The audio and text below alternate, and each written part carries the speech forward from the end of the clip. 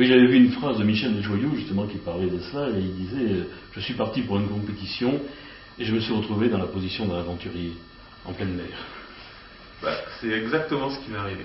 C'est de traverser l'Atlantique en solitaire, quand on commence à se retrouver au milieu et qu'on dit bon, la porte de sortie elle est où? Elle est devant, elle est dans 3000 milles. Ok, donc il va peut-être falloir commencer à composer avec l'insécurité, avec un certain nombre de choses, et ça change. Surtout vous avez eu des pépins, je crois que vous avez perdu le spi, vous avez des problèmes de pilote. Ouais, c'est ça, c'est-à-dire que l'aventure m'a rattrapé sur la deuxième étape, quoi. Et au moment où j'ai voulu attaquer, j'ai déchiré mon spi, alors ça veut dire que les autres s'en vont, ça veut dire une journée de couture au fond du bateau, ça veut dire pas mal de choses comme ça. Vous avez douté? De quoi? Je dirais de mener cette course jusqu'au bout. Non, d'aller au bout, non, parce que pour moi, dans mon esprit, ça pouvait se finir comme ailleurs. Voilà. Donc d'aller au bout, non, sincèrement non. Après, je vous dis pas qu'au jour le jour, il n'y a pas des moments où on se dit mais qu'est-ce que je fais là, mais alors, pas de doute, mais est-ce que vous avez connu la peur par moment? Alors, il y a deux choses. Il y a le fait qu'en solitaire, le moral fait tout le temps, dans une journée, ça va très bien, ça va très mal. En fait, tout est exacerbé en fait en solitaire. On est fatigué, on ne dort pas beaucoup. On peut peut-être pas parler de peur, mais le moment le plus difficile de la course, ça a été à 1000 milles, un peu plus de 1000 milles de l'arrivée. Moi j'ai un bateau qui aime bien le près, et un peu plus de 1000 milles de l'arrivée, statistiquement, on commence à rentrer dans du près. Et donc je commence à rentrer dans ce vent-là, je regagne 20 000 sur les gens qui sont devant, donc c'est là, dans ma tête c'est parti, c'est maintenant que je vais me refaire, que mon problème de spi, ça va être oublié, tout ça. Et au bout d'une journée comme ça où ça se passe vraiment bien, j'avais 2 vérins, et mon deuxième vérin en l'avant. Alors là effectivement, 1000 milles, ça fait à peu près un peu moins de 2000 km, et là, c'est un peu moins de 2000 km, on est au milieu de l'Atlantique, il faut rentrer. Ouais, là, il y a des moments un peu de solitude, là. Et comment avez-vous combattu? C'est intéressant, ça. Qu'est-ce qui se passe dans sa tête à ce moment-là pour se dire, bon, allez, je reprends le dessus? Ah bon, on reprend pas le dessus tout de suite, hein. Enfin, faut être honnête, hein. Il y a des moments, il y a un moment où on sait plus, qu'on sait pas comment on va faire, hein.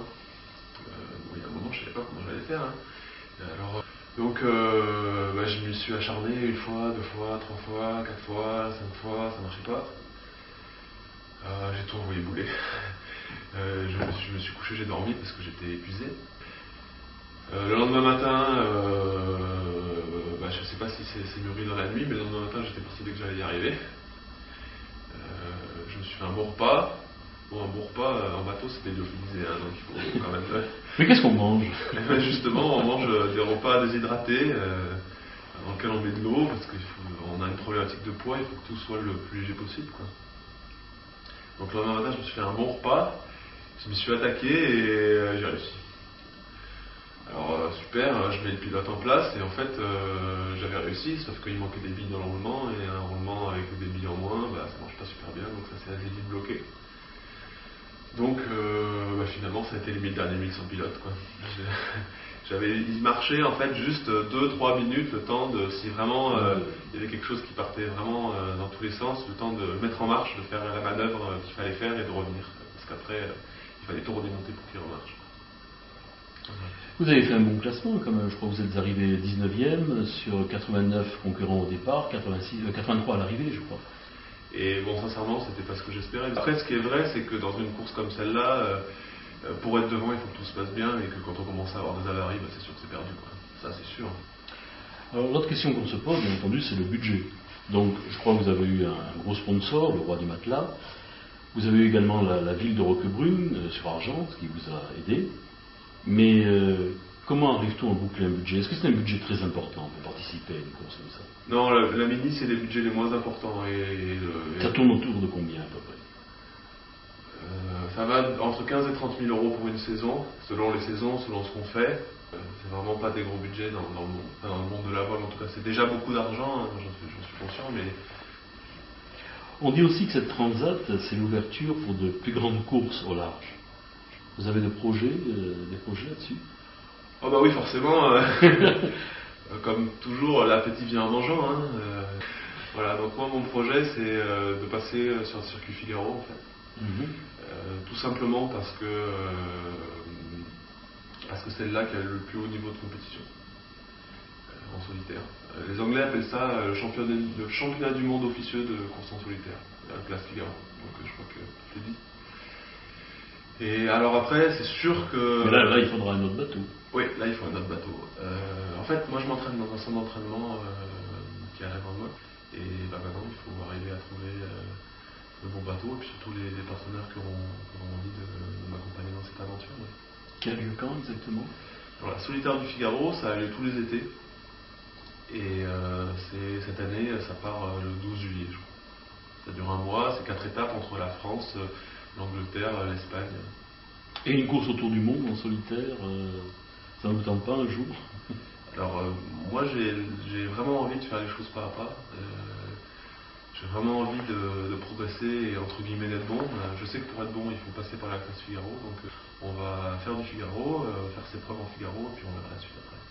Mais oui, je peux pas vous répondre non sur le fait que quand on est marin, tourner autour de la planète c'est quelque chose qu'on a envie, mais on va faire les choses pas à pas. Alors, pour conclure, quel conseil pourriez-vous donner, quel conseil important, le plus important pourriez-vous donner à ceux qui seraient tentés par une démarche similaire à la vôtre? Ben, je vais vous dire ce que moi j'ai le plus... ce qui a été le plus frappant pour moi. Ce qui a été le plus frappant pour moi, c'est que effectivement, il y a de la technique, il y a un bateau qu'il faut pousser, optimiser, fiabiliser d'abord, optimiser, puis après pousser au maximum sur l'eau. Mais c'est pas la technique qui a été l'élément, c'est pas le bateau qui a été l'élément le plus fort de ce projet. L'élément le plus fort de ce projet, ça a été de l'humain en fait. Ça a été l'histoire dont je vous ai parlé sur la première course. Ça a été le fait de rencontrer des gens qui sont enthousiasmés pour ce projet, qui m'ont soutenu, comme le Roi du Matelas, comme la mairie de Roquebrune. Ça a été ça, ça a été de voir chez ces partenaires-là cette petite graine prendre, grandir, et puis de recevoir des mails de gens que je connais pas qui me disent on vous suit. Ça a été en fait de voir ce projet qui était un projet au départ solitaire dans mon coin, qui finalement, à part de me prouver que j'en étais capable, n'avait pas une grosse valeur finalement. À quelque chose dont la valeur s'est construite petit à petit et est devenue cette histoire partagée. Ça a été ce partage qui, pour moi, c'est ce partage qui fait la valeur du projet. C'est une dimension humaine. Voilà, c'est vraiment ça. Et c'est vous n'avez pas peur de la perdre en passant dans des dimensions supérieures? Ah ben, ce qui est sûr, c'est que à partir du moment où on est sur des budgets et des projets professionnels, il faut devenir pro, hein, ça c'est sûr. Effectivement, la classe mini, c'est la première fois. Et une première fois, ça a toujours un petit goût particulier. Donc je crois que c'est ça en fait. C'est qu'effectivement, moi je pense que même la mini, ça restera ma première fois. Et que la première fois, il y aura toujours ce goût-là. Mais il ne faut pas dire que dans la suite, l'humain n'existe pas. Moi je connais, par exemple, les gens avec qui je m'entraîne à la Grande Motte, qui m'accueillent sur leur Figaro. J'ai eu l'occasion de voir les rapports qu'ils avaient avec leurs partenaires, j'ai eu l'occasion de voir comment ça se passait quand des partenaires faisaient des sorties relations publiques avec eux, j'ai eu l'occasion de voir ça, et l'humain, à partir du moment où l'histoire est belle, l'humain est là. Il faut que l'histoire soit belle. C'est pas parce qu'on est pro que l'histoire sera pas belle.